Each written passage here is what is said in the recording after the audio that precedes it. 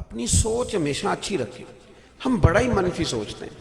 پاکستان میں 5 لاکھ کے قریب ڈپریشن کے مریض ہیں جو دوائی کھاتے ہیں, رجسٹرڈ مریض, اور جو گھروں میں ساری رات نہیں سوتے وہ پتہ نہیں کتنے. ڈاکٹر ان سب کو پہلا سب سے سبق یہ پڑھاتے ہیں کہ اچھا سوچا کرو, سوچے مثبت رکھو. کوئی بندہ اچھا بچے ہی نہیں, ہماری نظر میں ساری غلط ہیں, معاذ اللہ ساری غلط ہیں. یہ ہو نہیں سکتا. جب میں کہہ رہا ہوتا ہوں نا کہ ایک میں ٹھیک ہوں اور 2-3 وہ ٹھیک ہیں جو مجھے ٹھیک کہتے ہیں, تو میں غلط کہہ رہا ہوتا ہوں. اس لیے کہ میرے نبی پاک علیہ السلام نے فرمایا میری امت کبھی گمراہی پر جمع نہیں ہوگی. جب حضور نے کہا کثرت گمراہ نہیں ہوگی تو میں نے کیسے کہہ دیا کہ صرف میں ہی ٹھیک ہوں اور 2-4 وہ ٹھیک ہیں جو میرے پیچھے ہاتھ باندھ کے چلتے ہیں, تو ایسا ہے. تو حضور غوث اعظم نے پہلا سبق یہ پڑھایا کہ سوچیں اپنی اچھی سوچیں رکھیں, میٹھا سوچا کریں. جو مرد عورت 2 گزرے ہیں نا ہمارے سامنے سے, اور عورت نے مرد کے کندھے پر سر رکھا ہوا تھا, تو ضروری نہیں وہ غلطی ہو, وہ بہن بھائی بھی ہو سکتے ہیں, وہ عورت بیمار بھی ہو سکتی ہے. مثبت سوچیں تھوڑا سا. اعلیٰ حضرت فاضل بریلوی علیہ رحمت نے لکھا ہے کہ کسی عالم کو دیکھو نا کبھی نماز کے جماعت کے ٹائم گلی میں, تو فٹافٹ نہ کہہ دیا کرو کہ حضرت صاحب تو جماعت سے نماز ہی نہیں پڑھتے. یہ جلدی نہ کیا کرو. ممکن ہے کہ وہاں پڑھ کے آئے ہوں جہاں 15 منٹ پہلے جماعت ہوتی ہے, اور یہ بھی ممکن ہے کہ جو آدمی اندر جماعت کرا رہا ہو اس شخص کے تلفظ میں کوئی ایسی کمی ہو جس کا صرف اس عالم کو ہی پتا ہو, تو اس کی پھر وہاں نماز نہیں ہوگی. بدگمانی, برا سوچنا عام ہو گیا. ہر آدمی کو ہم دنیا دار جانتے ہیں, ہر آدمی کو. اس لیے ہمارے کسی سے بھی تعلقات مضبوط نہیں ہوتے کیونکہ وہ اچھا ہی نہیں. جب ہم اسے لالچی سمجھ رہے ہیں, مطلبی سمجھ رہے ہیں, تو وہ بھی تو یہی سمجھ رہا ہوگا نا.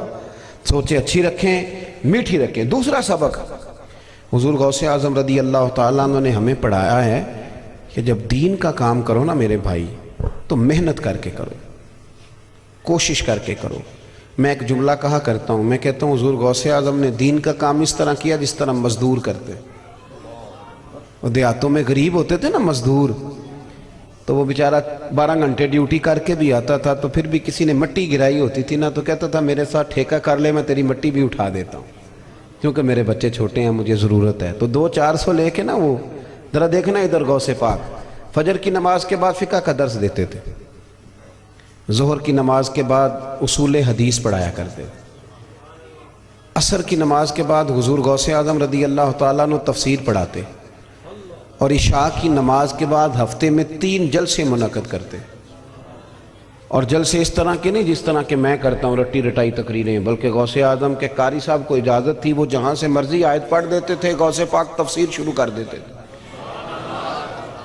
اور 200-400-500 لوگ نہیں ہوتے تھے, 70-70 ہزار کا مجمع ہوتا تھا. ادھر دیکھنا, اب ہفتے میں 3 جلسے بھی ہوئے, مصروفیت فجر سے شروع ہوئی, اور اس کے درمیان غوث پاک کا مدرسہ تھا. اشراق چاشت لے کر ظہر تک آپ دارالعلوم میں پڑھایا بھی کرتے تھے. صلاح الدین ایوبی حضور غوث اعظم کے مدرسے کا طالب علم ہے, یہ سبق بھی پڑھاتے تھے غوث اعظم. اور بڑی شاندار بات لکھی ہے ملا علی قاری نے آپ کے حالات میں, مجھے تو مزہ آ گیا پڑھ کے. ہمیں بھی تھوڑا تھوڑا موقع ملتا ہے یونیورسٹیوں اور کالجوں میں جانے کا, تو ہمارے جو پرائیویٹ کالجوں والے ہوتے ہیں نا, جو بچہ فرسٹ آتا ہے نا اس کی فوٹو لگاتے ہیں بورڈ پہ, پتہ ہے نا. تو جو فیل ہو جائے اس نے اس کالج میں نہیں پڑھا, وہ کس کا ہے؟ میری بات کی سمجھ آئی ہے آپ حضرات کو؟ جو تو فرسٹ ڈویژن میں 2-3 آئے ان کی تو آپ نے فوٹو لگا دی, تو جو فیل ہوئے, کیا خوبصورت فکر ہے میرے غوث پاک کی. ناظم تعلیمات ہوتے ہیں ہمارے مدارس میں جو اسباق بانٹتے ہیں. جب سبق تقسیم ہو رہے تھے تو غوث اعظم ناظم تعلیمات سے کہنے لگے, اس نے کہا حضور آپ کو بھی کوئی پیریڈ دینا ہے, کوئی سبق دینا ہے؟ تو حضور غوث اعظم فرمانے لگے نہیں, سبق نہیں, پیریڈ نہیں, تم اس طرح کرو, لائق بچے سارے تم رکھ لو, اور جو نالائق ہیں وہ سارے مجھے دے دو.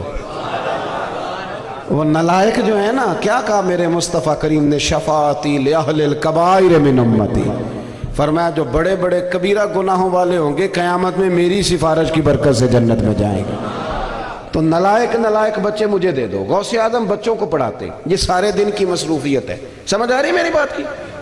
پھر سنیں, فجر کے بعد درس ہے, پھر عشاء چاش سے لے کر زور تک مدرسہ ہے, پھر زور کے بعد درس ہے, پھر عصر کے بعد درس ہے, پھر 3 جلسے ہفتے میں, اور 70-70 ہزار کا مجمع. یہ سارا آپ کو مصروفیت سمجھ میں آ گئی دن کی. وہ حدیث غوث پاک کو بھی آتی تھی, وہ حدیث غوث پاک کو بھی آتی تھی جو میری طرح کے بندے نے یاد کر لی ہوئی ہے. حدیث غوث پاک کو بھی آتی تھی کہ عالم دینی شاہ پڑھ کے سوئے اور سویرے فجر پڑھ لے اور عابد ساری رات عبادت کرتا رہے تو درجہ پھر بھی عالم کا زیادہ ہے. یہ حدیث غوث پاک کو بھی آتی تھی، لیکن سارے دن کی مصروفیت گزارتے تھے، جلسہ بھی کرتے تھے، اور جب عشاء ہوتی تھی نا تو وضو کر کے مصلی پہ بیٹھ جاتے تھے اور پھر فجر تک غوث اعظم نماز ہی پڑھتے رہتے تھے. فجر تک نماز ہی پڑھتے تھے، فجر تک. اپنے گھر والوں سے اجازت لیتے اگر اجازت دینا، اور یہ سنت ہے نبی پاک کی. صحاح میں حدیث موجود ہے، سیدہ عائشہ صدیقہ کہتی ہیں رات کو جب حضور نوافل کے لیے اٹھتے تو کہتے ابو بکر کی بیٹی اگر تو اجازت دے تو میں اللہ کو راضی نہ کر لوں، تو اگر اجازت دے تو میں عرض کرتی یا رسول اللہ میں کون ہوتی ہوں؟ تو حضور فرماتے حق بھی تیرا ہے، ٹائم بھی تیرا ہے، تو اجازت دے. حضور غوث اعظم نے 40 سال تک عشاء سے لے کر فجر تک نماز بھی پڑھی ہے. او بھائی تھوڑا سا کام کر کے لوگ تھک جاتے ہیں، پریشان ہو جاتے ہیں، داستانیں سناتے ہیں میں نے بڑی ڈیوٹی کی ہے، میں بڑا کام کرتا ہوں. حضور غوث اعظم رضی اللہ تعالیٰ عنہ کی یہ ڈیوٹی. اور پھر تقریر وہ نہیں کہ جب تک نوٹ اچھے برستے رہے تقریر بھی عروج پہ رہی، اور جہاں نوٹوں میں کمی آئی وہاں تقریر کا بھی لیول تھوڑا تھوڑا بیک ہونے لگا. ہیں جی، جس کے ہاتھوں میں نوٹوں کی عادت تھی وہ سب سے بڑا عاشق رسول، اور جو بیچارہ ذرا غریب ہے پچھلی صفوں میں بیٹھا ہے اس کے عشق کے لیے کوئی تھرمامیٹر ہی نہیں ایجاد ہوا کہ اس کو بھی تھوڑا سا ٹٹول لیں، اس کا بھی پتہ کر لیں کہ وہاں بھی کوئی عشق ہے کہ نہیں.